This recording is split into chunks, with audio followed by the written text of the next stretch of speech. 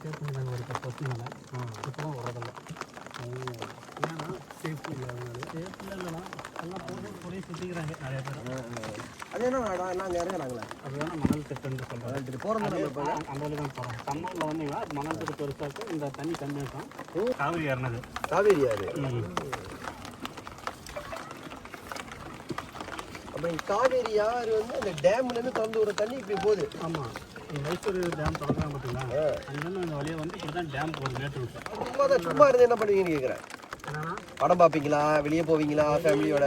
அப்படியே அங்கே அப்படியே நியாயம் பேசுவாங்க. மீனுக்கு தண்ணி ஒரு மீன் வந்துச்சுன்னா மீனுக்கு வருவாங்க. அது மாதிரி வந்துட்டு போவாங்க. என்னென்ன இங்கே என்னென்ன நல்ல சாப்பாடு சமையல் இங்கே என்னது? மீன் குழம்பு மீன் எடுத்து கொடுத்தா நல்லா நீட்டாக செஞ்சு கொடுப்பாங்க. நீங்கள் மீன் எத்தனை கிலோ எடுத்து தரீங்களோ அதுக்கு ஒரு மாதிரி ரேட் பேசுவாங்க. அதெல்லாம் அவங்க மீன் மட்டும் நம்புறது.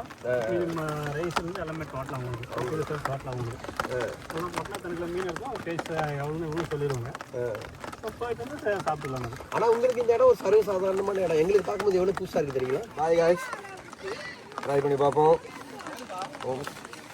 ஓகே,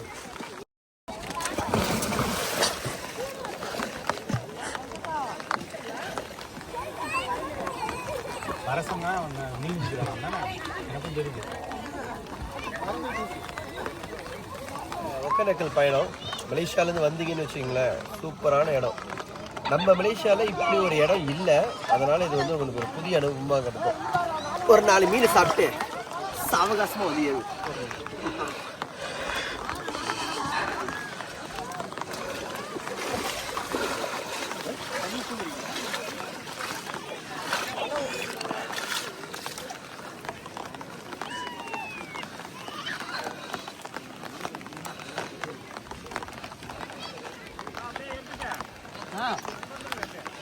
அங்கிட்டா எடுத்துட்டு வந்துடுறேன். இல்லை இதை ஒரு குளிச்சிட்டாரு போதும். ஒரு குளியல் போதும்.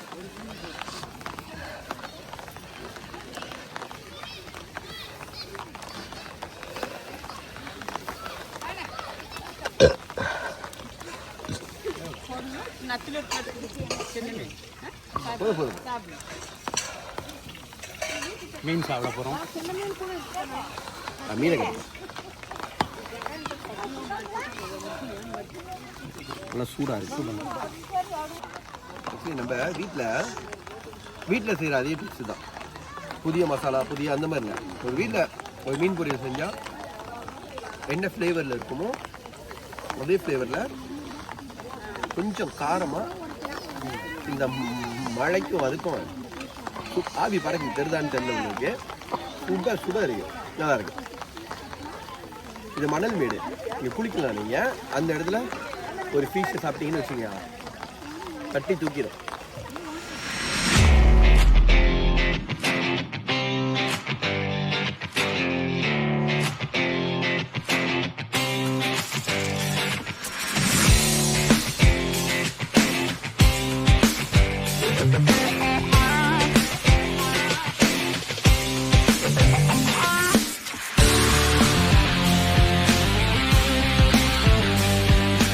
படகு சவாரி பார்த்தீங்கன்னா 1500 ரூபா. நம்ம ஊருக்கு காசுக்கு கிட்டத்தட்ட 80 வெள்ளி. அது வரைக்கும் பர்மிஷன் கவர்மெண்ட்டுக்கு. இப்போ வந்து இங்கேருந்து வந்து உங்களை வந்து அடுத்த இது கூப்பிட்டு போகிறதுக்கு நீங்கள் இன்னும் ஒரு 1500 ரூபா செலவு பண்ணணும். அதாவது மலேசியா காசுக்கு பார்த்தீங்கன்னா ஒரு 150 வெள்ளி. ஒரு படகுல எத்தனை பேர்? 4 பேரானே? 4 பேர் ஒரு குழந்தை. ஒரு 4 பேர் ஒரு குழந்தை ஒரு படகுல போகலாம். ஒரு 1.5 மணி ஒரு மணி நேரத்துக்கு மேலே அண்ணா அப்படியே இங்கே கூட்டிகிட்டு அப்படியே சுற்றுறாரு. இன்னும் நீங்கள் நிறைய இடத்த பார்க்க போகிறீங்க, என்ஜாய் பண்ணுவீங்க. போக முடியாது, எவ்வளோ போக முடியும். ஒரு 2 அடி 3 அடி வந்துச்சுன்னா இதுலேயே போக முடியாது.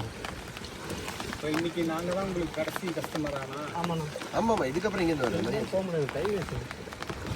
அது ஏன்னா 6 மணிக்கு மேலே விட மாட்டேன்றாங்க. என்ன காரணம்? ஏன்னா இருட்டிடும், ஒன்றும் தெரியாதுண்ணா. ஃபஸ்ட்டு 6 மணி 8 மணி கூட வந்து இறக்கி விட்டுருக்காங்க. ஆனால் ஃபோன்ஸ் 8 மணி வரைக்கும் நிற்கலாம். அது 8 மணி வரைக்கும் 6 மணி தான் அங்கே பர்மிஷனு. தெரியாது குளிக்கிறதா 8 மணி வரை யாரும் வந்து கேட்குறதில்ல. ஆனால் லாங் வரவங்க குளிக்கிறவங்க யாரும் கேட்குறதில்ல. அவங்க பேசுகிறேன். மசாஜ் பண்ணிக்கலாங்க. மசாஜ் எத்தனை மணி? அதுவும் 6 மணி தான். எல்லாம் 6 மணி தான். நான் எல்லாமே 5 5:30க்கெலாம் முடிச்சுடுறாங்க. க்ளோஸ் பண்ணிடுவாங்க. வெளியே 6 6:30 வெளியே அவுட் ஆயிடும். வேகமாக ஓடிடுறீங்க இந்த இடத்துல. இல்லைன்னா கீழே தள்ளிடுறாங்க. கீழே தெரியணும். பிரச்சனை படகு நம்ம படகுக்கு வர மாட்டீங்களா? நீங்களா? இல்லை நம்ம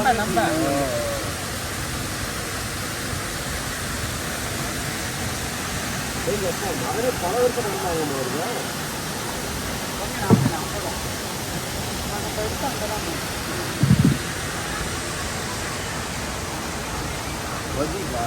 berapa?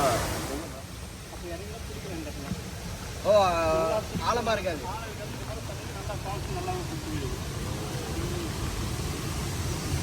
ஆனா திரும்ப வரணும். இதுக்குனே வரணும். இல்ல உங்களுக்கு அடிக்கிறேன். அண்ணா இந்த சீசன்ல வந்தா சரியா இருக்கும். அந்த நேச்சர் இந்த கலர் இப்படியே தான் இருக்குமா? இதே கலர். இப்போ அது அது அது நான் மேலே தான் பார்க்கணும். இப்போ தண்ணி கம்மியாக உள்ளே போகும் படகு. அதான் புரியுது. தண்ணி அதனால நீங்கள் இப்படி நான் இங்கே என்னோட சுற்றிடுவீங்க. இப்போ நான் வந்து மேலே போய் தான் பார்க்கணும். எப்படி நான் மேலே போகிறது? போயிட்டு வந்து அப்படியே போயிடலான்ற இந்த இடம் பார்த்தீங்கன்னா நீங்கள் வந்து படகுல வந்தீங்கன்னா உள்ள வரைக்கும் உங்களை கூப்பிட்டு போவாங்க. இப்போ மழை காலம் தண்ணி கொஞ்சம் அதிகமாக இருக்கிறதுனால உள்ளே போல இப்படியே பார்த்துட்டு வரோம். இங்கே பாருங்க இதெல்லாம் பாருங்களேன். அப்படியே இதெல்லாம் பார்த்துட்டு வர்றதையும் உங்களுக்கு அப்படியே ஒரு மாதிரி இயற்கையோட அழகோடு அப்படியே ஒன்றி போயிடுவீங்க. இவ்வளோ அழகான விஷயங்கள்லாம் வந்து தமிழ்நாட்டில் இருக்குது. எப்போதும் வரும்போது வெறும் ஆலயங்களை மட்டும் பார்த்துட்டு போயிடுவோம். கொஞ்சம் மன அமைதியாக இருக்கணும், இந்த மாதிரி இடத்துக்கெல்லாம் வரணும்னா கண்டிப்பாக வாங்க. ஒரு அற்புதமான இடம் அது. அதுவும் இயற்கையை ரசிக்கிறவங்களா இருந்தா நீங்கள் 100% வந்து இங்கே நீங்கள் வந்தே ஆகணும். ஒகேனக்கல் இங்கே பாருங்க. ஒவ்வொரு நேரம் தண்ணி கண்ணா அதான் இதில் நடுவில் உள்ள வரைக்கும் போடுங்க. தெரியும். சில பேர் இந்த காரில் நிறைய வரைக்கும் போக சொல்லுவாங்க. நதியே நதியே காதல் நதியே நீயும் பெண்தானே, நதி நீயும் பெண்தானே, ஒன்றால் இரண்டால் காரணம் 100 கேட்டால் சொல்வேனே, நீ கேட்டால் சொல்வேனே. மேல போய் பார்க்கறதுக்கு ஒரு வியூ பாயிண்ட் இருக்கு, அதுக்கு தான் போறோம். அங்க போய் பாதுகாப்பா வாங்க. பாதுகாப்பு முக்கியம். ஆனா போயிட்டு இங்கேயே வரணுமா? ஓகே.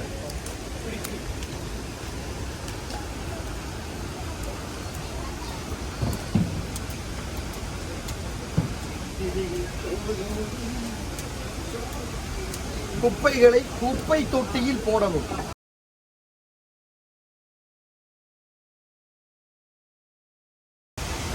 ஓ பாருங்க, அழகு போற அந்த அழகை பாருங்க.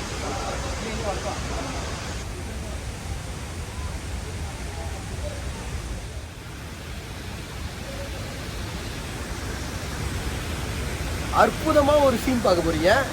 தயாரா வாங்க.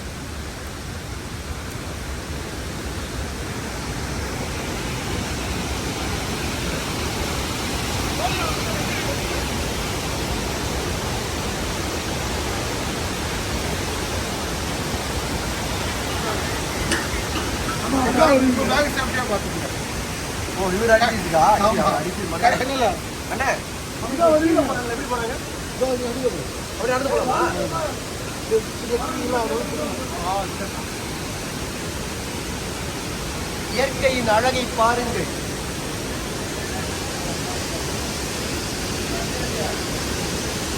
இதுல போவாங்க, அது வரைக்கும்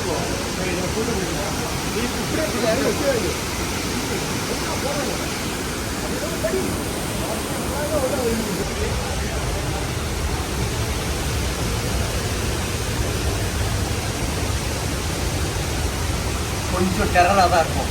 அழகை ரசிக்கணும்னா சில கடினமான பாதைகளை கடந்துதான் வந்தாங்க.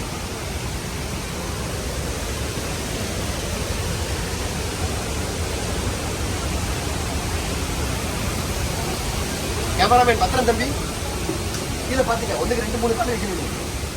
இதுல என்ன இருக்கு?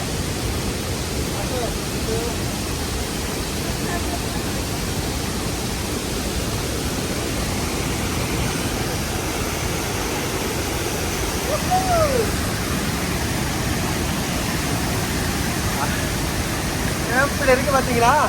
குச்சி கொஞ்சம் டிஸ்டர்ப் பண்ணுறதுல இங்கே வச்சுருவோம்.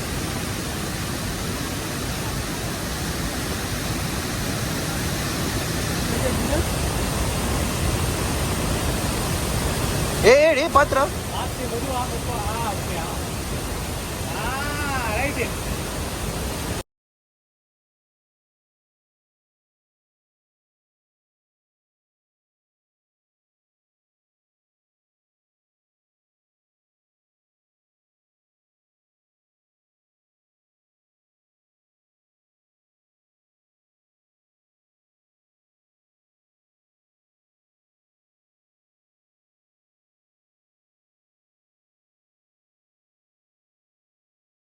மெதுவா பார்த்து.